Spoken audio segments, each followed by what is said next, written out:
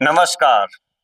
चौधरी चरण सिंह कृषि विश्वविद्यालय हिसार के कुलपति प्रोफेसर B.R. कंबोज ने हरियाणा के महेंद्रगढ़ जिले के बेवल गांव में किसानों को प्राकृतिक खेती के लिए प्रोत्साहित किया।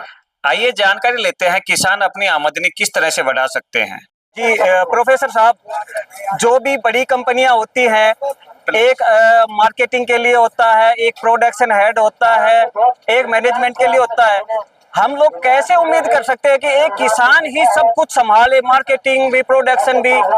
इसके बारे में बताओ थोड़ा। देखिए, आप जानते हैं कि करण जी इसका एक बहुत अच्छा उदाहरण है। आज जिस खेत पे आप खड़े हुए हैं, वो यहाँ पे बेच भी रहा है, पैदा भी कर रहा है, अच्छी गुणवत्ता का पैदा कर रहा है, और वो हर किसान को जानकारी हो।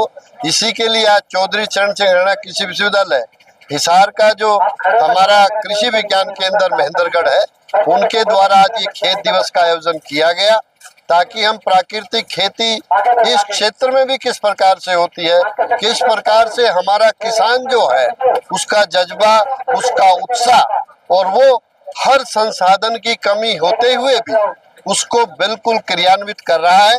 वहाँ पे मार्केटिंग भी है, प्रोडक्शन भी है, ब्रांडिंग के लिए आज हमारी बात हुई है, मार्केट को अच्छा करने के लिए जो कमियां हैं उनसे चर्चा हुई है। निश्चित रूप से वो एक सफल किसान हमारे दूसरे किसानों को प्रेरित करता है, और इसमें 20 गांव के किसानों ने भाग लिया, उन्होंने भी अपनी बातें आपस में साझा की, तो ये एक सफल कार्यक्रम रहा है। मैं आप सब लोगों के माध्यम से, अपने कृषि विज्ञान केंद्र से, और खास तौर से हमारे सभी प्राकृतिक खेती, जैविक खेती का अपनाने वाले सभी प्रगतिशील किसान भाइयों को बधाई देता हूँ।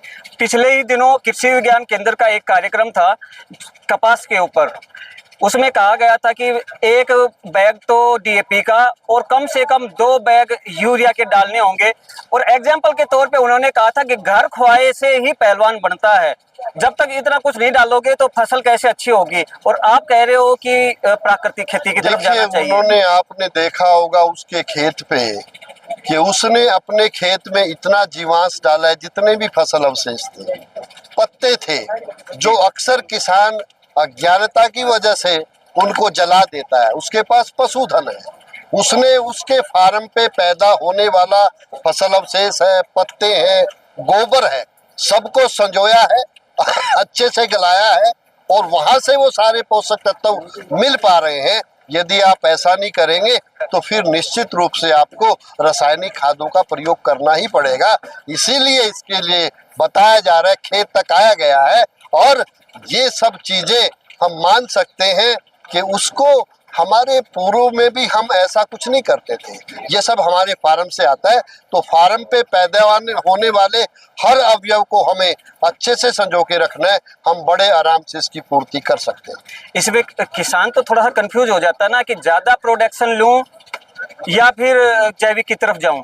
देखिए, कंफ्यूजन होने का तो ये तो हर व्यक्ति कंफ्यूज है।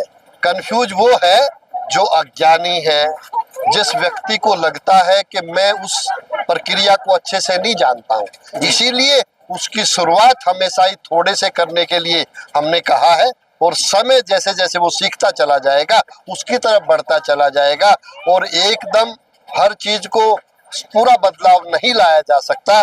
जहाँ पे किसान के पास फैमिली लेबर की उपलब्धता, उसके पास अवशेषों की उपलब्धता, सब संसाधनों को भी देखना है, उनका आकलन करते हुए हम लोगों को आगे बढ़ना है। इसीलिए बड़े आराम से हमको आगे बढ़ना होता है। ये नहीं कह सकते कि वो अकेले सरकार ने कर दी या अकेले वैज्ञानिक ने कर दी। हमारे किसान का पसीना उसके साथ लगा था।